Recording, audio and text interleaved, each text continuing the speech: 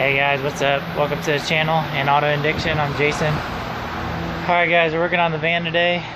I told you guys I'd do a video this weekend. Trying to get the headers put on, but I got bad news.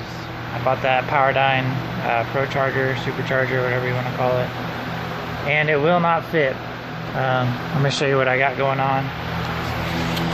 So, hope you guys can hear me. So, here's the kit I got.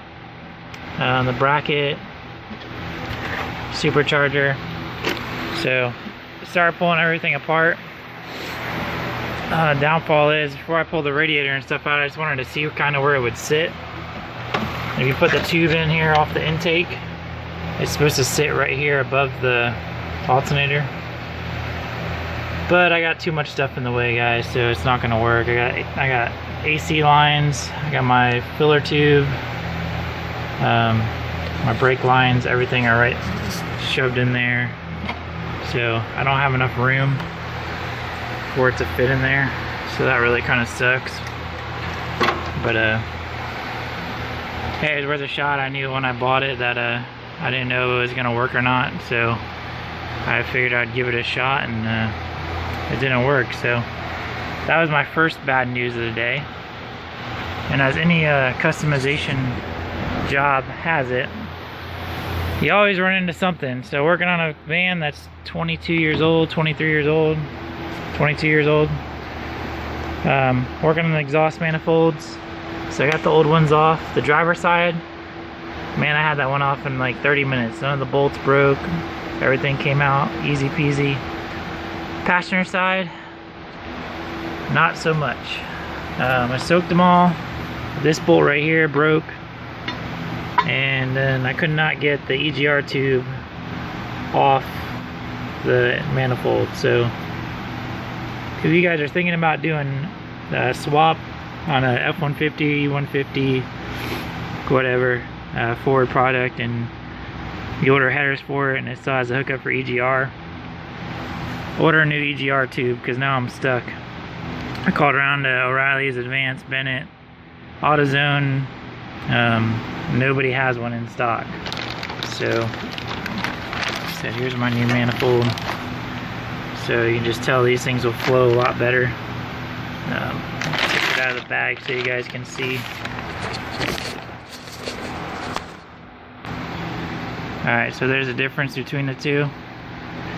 As you can see, it'll probably flow a lot better. Thing I like about these is the flange that your pipe hooks up to is a lot thicker versus the stock one. So it should seal a lot better. So hopefully it came with all new bolts and hardware. I haven't even got to that point yet. There's my bolt box right there. My gaskets. So this side, if you're doing headers on these or manifolds, whatever the case may be, sorry the lighting kind of sucks, but this side came off real easy. You just all the bolts, I sprayed them down, every one of them came out relatively easy. The hardest ones to get to are the ones in the front. Kind of got to lean over and get down in there. Right there is the other side, so not too bad. But EGRs on these things, that's my EGR, like pressure control valve they call it. But the EGR sits right behind there. There's the bolt. There's one of the other side of it. See, I cannot get to it, buddy. It is shoved in there. I tried to get it off this side, couldn't get it off. Tried to get it off the other side and it bent the tube, kinked it right in half, so then I had to cut it. So that really sucked. And then this side, I got this bolt soaking. If you guys can see or not. But there's a stud right here. Luckily I still have a lot left sticking out that broke off. So hopefully it won't be too bad.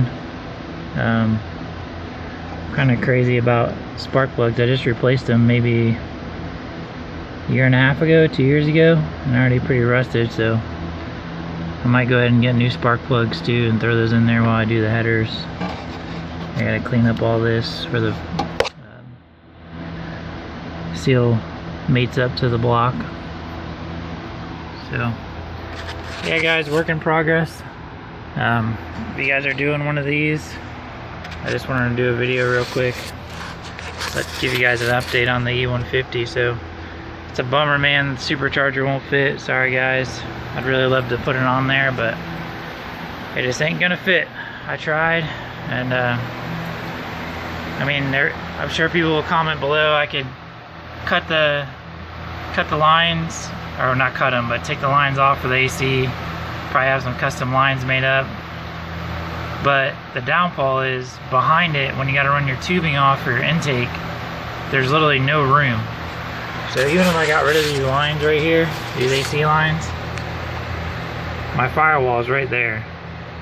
So I can't bend any tubing to come back up, so I have an intake. The stock intake sits right about here. So kinda up the creek without a paddle on this one, boys. So I will do a video as soon as I get these headers put on. I'll probably wait till after I get the headers on, then maybe get the exhaust work done. No, I'll probably do a quick video with the doghouse still off so you can see the headers installed. So stay tuned for that. Got my grill off right there. But yeah guys, appreciate everybody watching. It's just been one of those days around here, around the shop. That's how it goes when you're working on stuff. So my buddy's working on his truck and putting rear end gears in it. He lifted it, put 35-inch tires, so he's going up to a 373 rear end, and the bearings weren't correct, so he's driving about an hour to get bearings for this thing so he can put it back together tonight. So it's gonna be a long night. Here's his truck. If you follow me on Instagram, it's An Auto Addiction on Instagram. There's some pictures of his truck on there. Just installed the 2500 tow mirrors on it with the turn signals and the marker lights. Thing is sweet. There's other rooms over there. And he said he's got this awesome toolbox, man. Could not work on my van without his toolbox, man, because he's got everything. So hats off to him. And yeah guys, appreciate you watching. I'm gonna get back on the van. Hope everybody has a great night, and see you guys on the next video. Like and subscribe to the channel, and we'll catch you on the next one. See ya.